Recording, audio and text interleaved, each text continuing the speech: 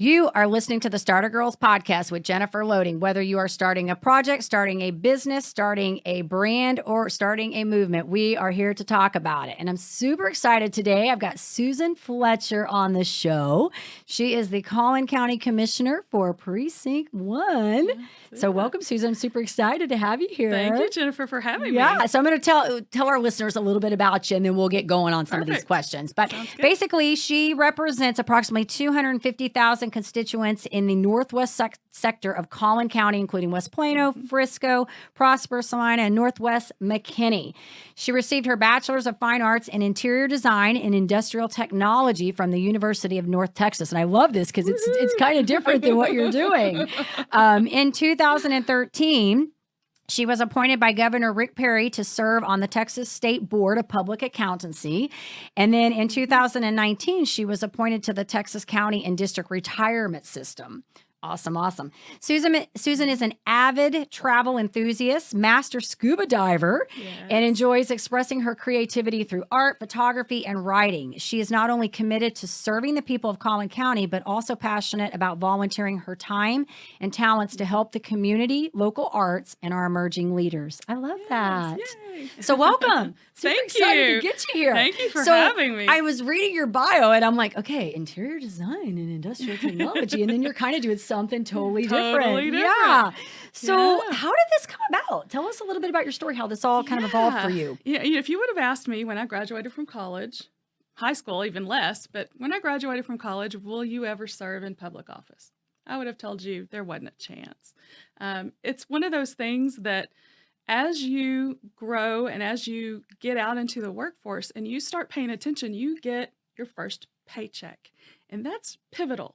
Because when you get a paycheck, you look at all the little deductions and you see, what is FICA? What is all this stuff that's coming out of my check? And you start to care a lot about local leadership and federal leadership and all these things that are happening. And people are making decisions about money that I earned, and I want to make sure it's dealt with properly and someone is going to be a good steward of that. And so I started getting involved more when I met my husband. And so he had been involved and was writing letters to congressmen and being involved in campaigns. And when I met him, I started doing the same thing. And so we actually became part of the start of, it was then called the Christian Coalition when we lived in Denton. And so that was kind of my introduction into the political world. And you just, as that goes along and you help with people that you have to find someone that you believe in their vision, you believe in their level of service and that they are committed to doing that. And as you get into that, you find the issues that you care about, and it could be social issues, it could be fiscal issues, it could be a myriad of different things. But as I did, I got involved, and that's kind of just the natural progression. And I was fine not being in elective office until we had one of our commissioners decided to run for state representative. And when he stepped out, I thought, I know these issues. I've served on these county boards. I've done all these different things. I think I would be the best person to fulfill this role, and I'll let the voters decide. So that's how it all happened. I love it. Yeah. And the one thing that I really love about you, because we haven't even known each other very long. We met through a mutual contact, another friend of mine. But the thing that I really admire about you is you're a great listener. You're good at listening. I think it's important. Yes, I agree with you 100%. You're in that position. You have to be. And I think that is so important, because I think a lot of times issues get missed because people aren't listening. And so I love that about you, that you're able to listen to all sides and kind of evaluate that. So I think that's a really gifted quality. That blesses me. It absolutely blesses you and what you do. So what I want you to tell our listeners really quick, because interestingly enough, my father-in-law was a county commissioner for a while in Montana. And I have another friend that's also a county commissioner somewhere else, but our listeners don't really know what the role is of that. So tell our listeners a little bit about what it is that you actively do as county commissioner. That's perfect. I'm so glad you asked, because there are so many people that don't understand what it is. You've heard of your city council, you've heard of your mayor. And so the county is a different level of government, but it's local government. And so we are the lowest form of state government. So it's interesting because anything that we do basically has to have a law that says we can do it or mandates that we do it. And for a city, of course, they have to abide by state and federal laws, but for them, they can pass any additional laws that they want to for their city as long as they're not in conflict with the state or the feds. We actually have to have a law that says we can or mandates that we can do something. So it's very different in that role, but I liken it to county services. You would say if there's 5 on the board, Okay. so 254 counties in Texas, they've all got one county judge, which sometimes they actually have judicial duties if they're a more rural county where they're not as populated. We elect all of our judges because we have a much more populous county. And then you always have 4 commissioners. The judge is elected at large across the whole county, and then the commissioners are elected in a precinct. So, I represent 25% of the county. We have just over 1 million people, so that's where I get the 250,000 people. So I have 250,000 bosses is really what it boils down to. I love that. and they are. And if you ever find an elected official that does not understand that, you need to fire them. I say that to all the time. That's It's great. important that people listen and they know that they signed up for this to serve the public. So it's important. I can't please everyone by any means. I can't make everyone happy, but my campaign t-shirt says, do right and fear no man. If I can't do that, then I'm in the wrong business. I love that. So Wow. you just try to do the right thing, be honest with people, be transparent, be efficient with their money. It's not your money, it's theirs. Right. There's all those things that go along with that. But being a county commissioner is budget related mainly. That's my main duty is administration of the budget and oversight of county and operations and administration, those types of things. We elect all the different other officers. We elect our sheriff. He runs the jail. We elect our judges. We elect our constables and all those people, our tax assessor, collector. As a county commissioner, I'm in control of those budgets. Gotcha. And that's kind of what separates us. The county exists mainly for the jail and judicial services. So, once if someone were to rob a bank, say, or they got, a DWI, whatever it is, the police would then take them to the county jail. And from that point on, unless the police officer has to come testify, it's the county. And if that person is convicted of a crime where they would be incarcerated, then they would go to a state facility. But once that transfer happens to the county, it's the county. It's in the jail, it's in the county courts, it's all those things. Okay. And so that's why the local county exists, and that's why the legislature created that to begin with. So it's a different role, but mine is mainly budgetary and oversight and administration of operations. Awesome. We have elections, we have the animal shelter, all those different things at the county that you hear about. Well, and this is kind of a fun question for you. So what do you love most about what you get to do? What's the best part of this for you? I love serving. I've always loved serving. There is something I get 1,000 times more out of serving the people than, people say, isn't it great? You have this office and you have this exposure. Really, I'm much more of a private person, but I love to serve and I love getting to work with people. I love getting to use my voice to help other charities. I'm very focused on helping with other charities and helping the community. In fact, last night I just met with a group of people. There's one of my constituents in Plano, and I was so impressed. This next week he will have given away his 100,000th free meal during this COVID crisis. Wow. I mean, a restaurant owner, he didn't even have a 501c3. He's applied now. Yeah. But I mean, imagine giving away 100,000 meals over just the last few months. Yeah, that's incredible. And they're doing free COVID testing, and they're doing all these different things. And it's just to get to meet people like that, it inspires me. Right. I mean, it makes me want to be a better person, just to learn, what are you doing and what made you want to do this? And using that voice that you have to build other people up to where they can help the community as well. I think the more of that we're given, the more we're responsible to do. To whom much is given, much is required. So, I love that. And that was one of the things we were talking about last week, is just all the, during this crisis that we're in, all the the creativity and the ingenuity, the resourcefulness, all the things that are coming about because of this. I mean, we're looking at this situation. There's a lot of negative going on, but there is also a lot of, I think,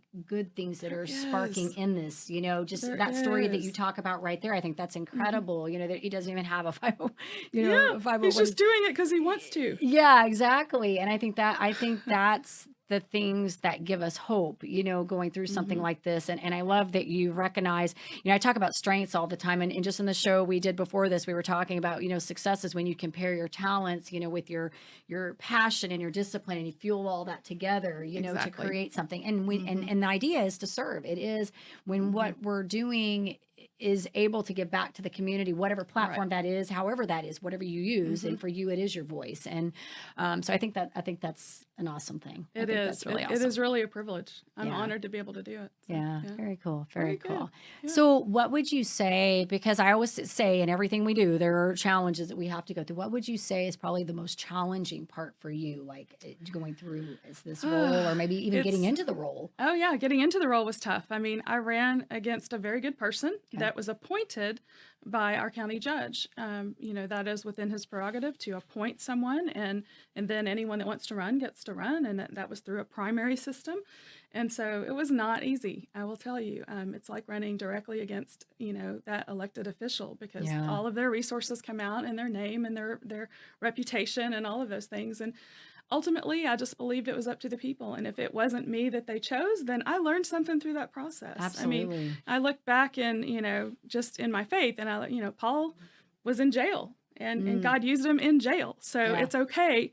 If I go through this and I didn't win, it was okay for me, because I knew I was going to serve. I was already serving. It was just, it would be under a different heading, but it's okay. It's good. So the difficult side of just doing what I do and getting there, that was part of it. But ultimately, there's 5 of us. So my job, honestly, is to count to 3.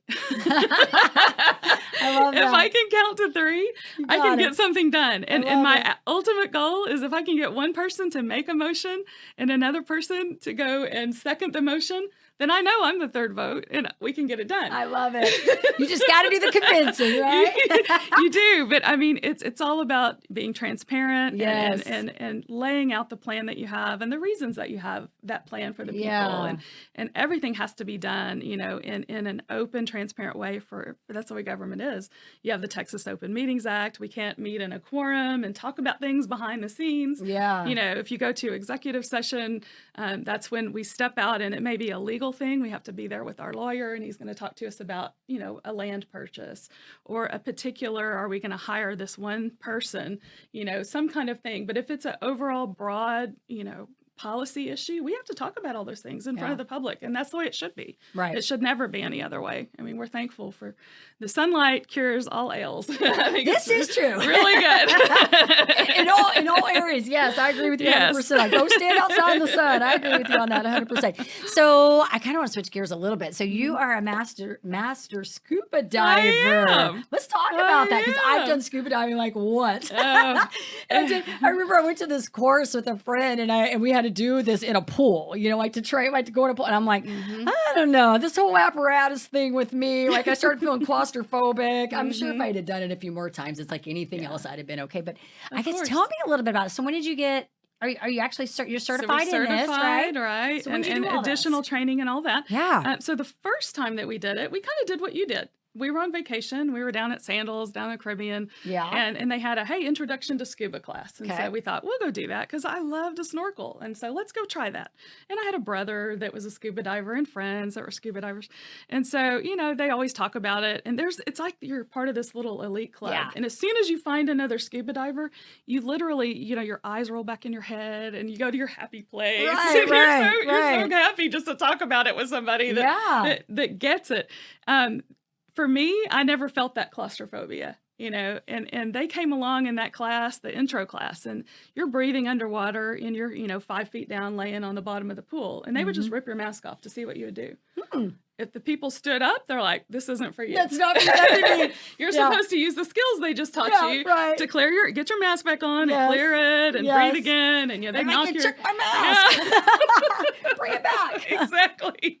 So, but for me, it's like freedom. I mean, and the photography side of me, because I love to be creative, I love to take photographs underwater. And it's different because I don't have gravity.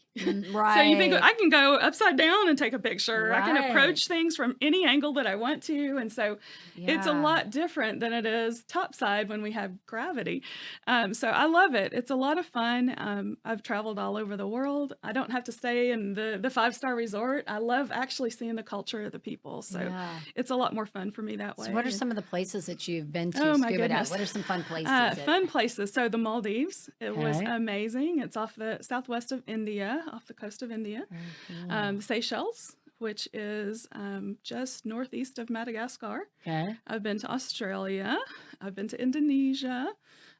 Many different places. I mean, all over the Caribbean, Panama, out in that. So how that long have you direction. been? We have this lovely little fly visiting us over here. He's like trying to get us. Yesterday when I was doing a show, we had a dragonfly kind of flying by. He's a camera hog. Yeah. So how long have you been doing the scuba diving then? How long has that been for? My son. So it's fun. I did that training in the pool. Yeah. On vacation. Okay. Right before I got pregnant. Okay. So as soon as we got home, I said, we have to do this. We have to get certified because that's the safe thing to do. You don't want to just go around and not learn. This is a life support system. Right. You need to know how to use the apparatus. Air is really important. Right.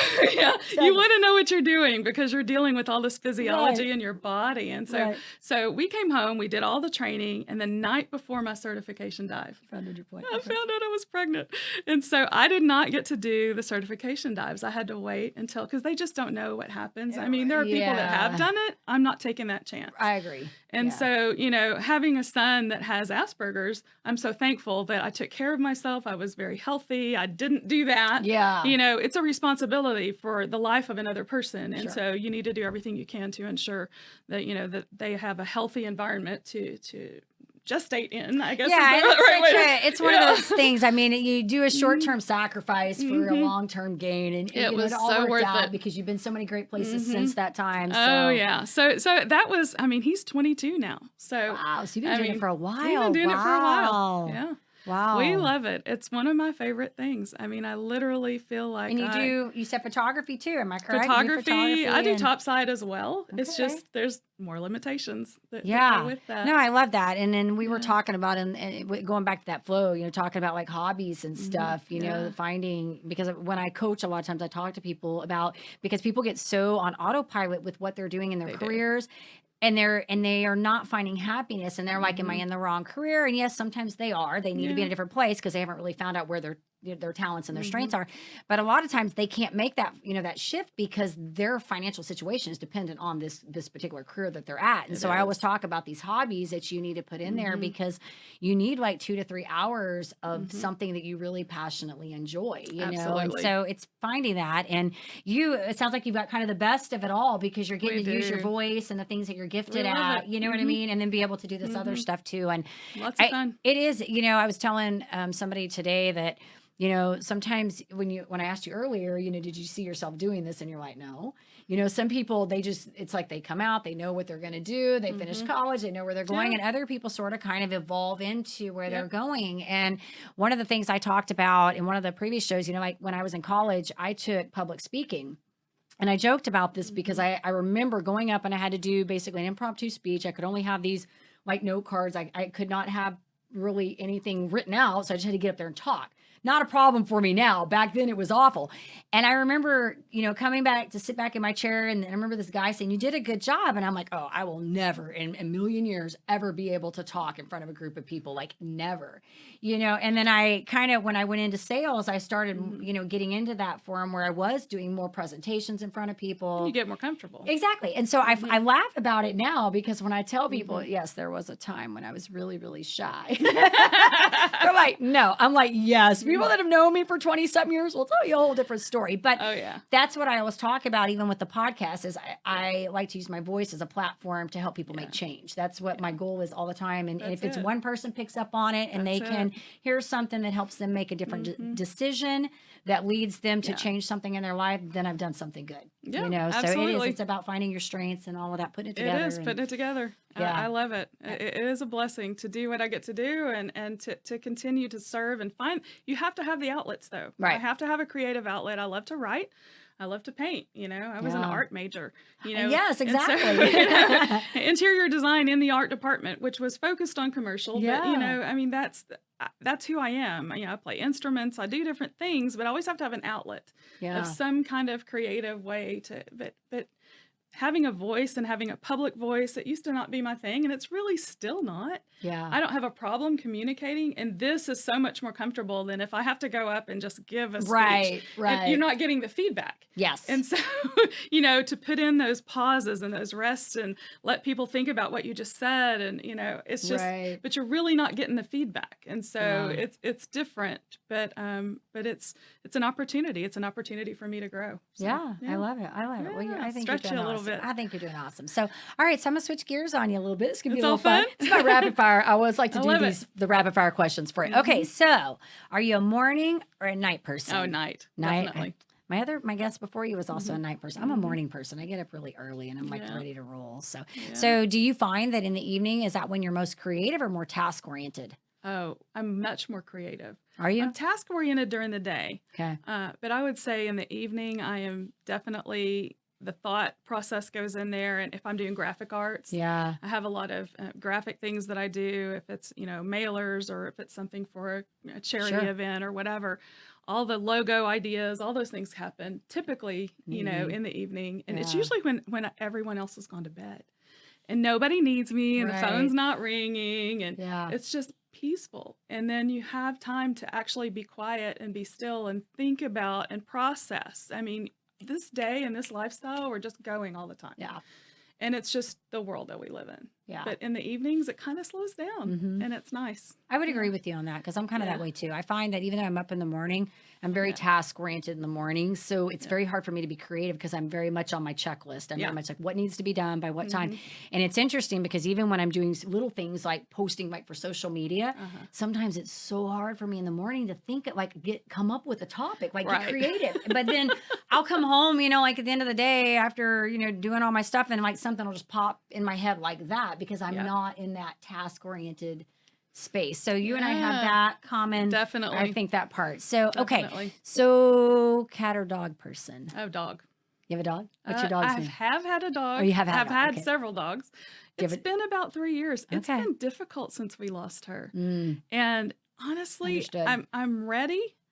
But then, and especially, I would have loved to have had one during this time. But if I'm going to get another dog, I want to make sure we have the time to devote to the dog. It's, 100%. The dog's not just there to serve me and, my loneliness or whatever. It's, it's a relationship. I really believe that. They're a member of the family. And so, if I'm going to be home and the family's going to be home, that's one thing. But it's been hard, I still need a dog fix. And so I have my friends that'll, hey, bring your dog over. I need a dog fix. We lost a dog a couple years ago too, so I can absolutely relate to that. We have a lot of pets, and a funny story today, this just happened today.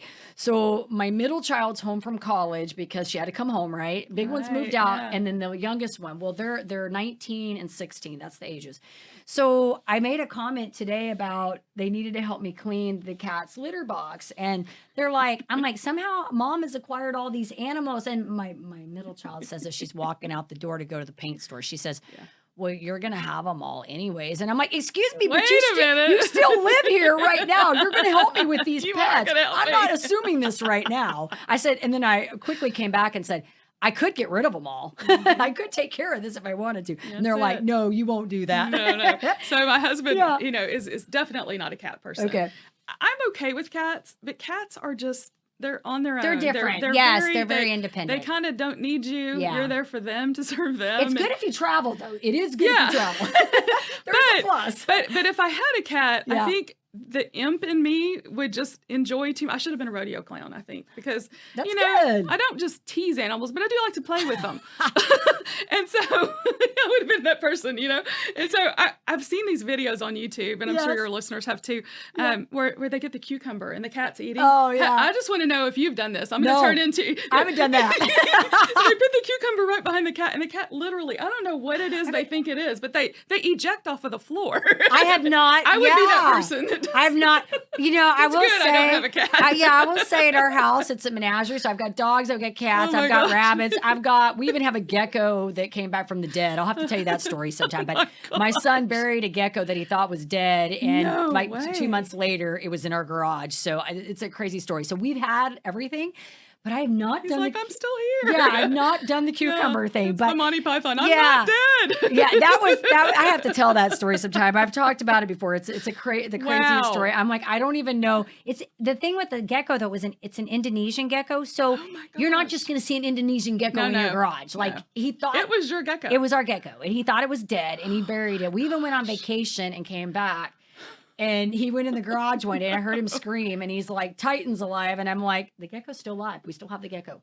So there was a lesson learned with that though. The geckos play dead. Do not bury the gecko until we know he's been dead for days. Well, that probably saved a gecko just now. Exactly. Do not bury a gecko unless it's been, it's absolutely dead because they play dead. That's right. So learn a lesson. But we've had all of them. I have not done the cucumber thing, but I do mess with my cats. I do things to them. So I mean, it's playful. It's not, I wouldn't do anything to we have endanger a rescue pit bull that was a bait dog that we took in. And funny thing, we've had this dog for 5 years. He's never liked cats. Those terriers, anything squeaky, they're after. Mm-hmm. So we've kept them separated. And we just recently started letting the cats out with him. And it's the weirdest thing because he could care less about the cats. But we have one cat. Her name's Luna, and she's a black cat. And she's like the queen cat of the house. She will. Does everybody else know this? Yeah, pretty much. All the other animals. Luna runs the roost. But here's the thing. Crow will be like sitting somewhere and she will walk right under his legs. Like seriously, or she'll leap right over him. And I'm like, it's like she's just like taunting that dog. So funny. She's So like messing funny. with him. Totally messing with him. She's like, he can't catch me if he tries, As soon as he jerks, then I'm going to take off. Exactly. Yeah. I'm like, okay. You go, Yeah, exactly. I'm like, Crow, go for it. See if you can. He's older. I'm like, see if you can do it. So, anyways, fun stuff, right? All right, summer or winter person? Oh, that's a harder one because I love summer. We get to dive, we get to swim, but I really don't like the heat. You don't like the heat? Yeah, if it's 80, that's great. If it's 100, I'm not so excited. Today's been nice. It has been nice, and I like low humidity. Yeah. If it's cold outside, I can handle it. Now, if it's just, crazy wind and all that, I'm not big on that. I know. But I love like, football games and putting your sweater on and all that too. There's I love a fire in the fireplace. And so there's fun winter things. We're going to be back to Christmas before we know it. I would probably say if I had to pick one, it would be fall. I would be a fall person. Yeah. And that's kind of in the middle, but I do like that time. Yeah. I love it. But there's good things that I love hockey. Hockey's in the winter. So it's fun. Yeah, That's fun. yeah. And what would you say is your favorite food? Thai food. Thai by food. far. My kids would like you. They're all Thai food eaters. All of them love Yeah. Thai food. It's like they're all three. My oldest it's so funny because my husband's grew up on a ranch in Montana, so they're beef industry. Yeah. All my kids don't like meat. I don't know what happened. They don't like meat. So the oldest is vegan. The other two are the middle one's vegetarian. The little one will sometimes. He's kind of, if he can go to get Cane's chicken, he might eat the chicken, funny. Yeah. So when we all get together, that's what we end up eating. We go to Thai food. can please everybody. We Yeah. can find something for everybody in the Thai restaurant. And you've still got all the proteins and all the other things. And you can, and if we go there, they have meat for the people like us they who do, want of it, but the course. kids can get their tofu or whatever. Love it. Yeah, so they would absolutely love you on that one. Okay, so we have to do the character question. If you could be any character for a day, or you can be a hero, you can be whatever superhero character, what would you pick?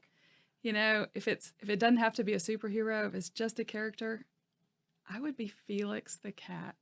I've never had that one. I like it. I grew up watching Felix the cat because he had his bag of tricks, Yes. and whenever he got in a fix, he could reach into his bag of tricks and he could fix anything. And then he had this friend that was with him, and I like that guy too. His name was Vavoom. I remember this. And so, like, as a county commissioner, like if a mountain was in the way and they were driving down the road, then they needed that mountain out. Vavoom would just Vavoom, and then the mountain would blow down. And you could just build a road right through there. There's no problem. I mean, so I think I would be Felix. You have the Wayback Machine and all that, all those crazy things that would happen. But, it's just, That's great, Susan. I have not had anybody say that when I like it. I like the cartoon characters. There's always something to be learned from that. I love it when cartoons used to be not just for the kids, but for the adults too. Yeah.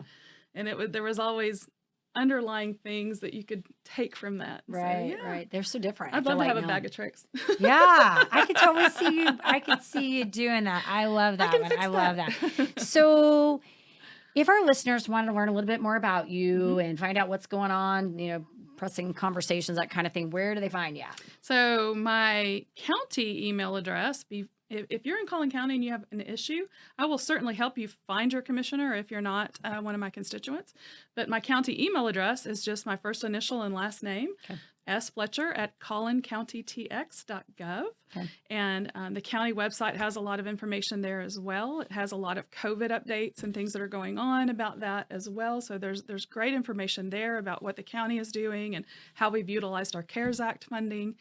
As well as my personal campaign website is votesusanfletcher.com. Okay. And there's a lot of information about me and ways to get in touch with me there. The email address there is susan@votesusanfletcher.com. I love it. So yeah, very easy. We'll make sure when this goes out too. I saw that we got your email address on there, but when this goes out, we'll put all your contact information in there. So if they want to check you out, they can absolutely do that. So yeah, this was a lot of fun. I'm glad we got to get you on Thanks here. for having me. I always love doing these because I get to find out a little bit more information. You don't always have these conversations. You know what I'm saying? You don't get to always dig in there and get into these conversations. Absolutely. So I love doing this. Fun. So with that, I do want to say thank you for being on the show. Yes, it was a lot of fun. And I want to tell our listeners, if you enjoy our podcast, please be sure that you give us a rating both on iTunes and Facebook, because we can't do this without you, and hit the subscribe button on the YouTube.